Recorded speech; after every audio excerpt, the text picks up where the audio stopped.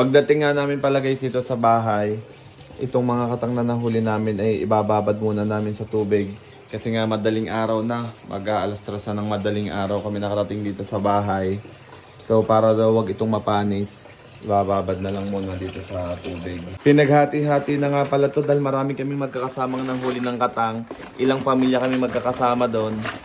Kaya ito na yung mga pinaghati-hati. Ang dami pa lang ito. Ang dami. Kung tutuusin nga, madali lang namang mamili ng katang sa palengke. Pero sabi nga ng mga kasamahan namin kanina, mas kakaiba at mas masarap ang katang kapag ikaw mismo yun ang huli. Paragang mas matamis tapos mas malinamnam. Ang ilagay niyong pakain dyan sa katang ay ano, yung manok. Kasi pwede yan giniling. No, manok. Manok ang kinakain yan. Masama yata lasa ni Mati kasi naserenuhan nga kami dun sa panghuhuli ng katang.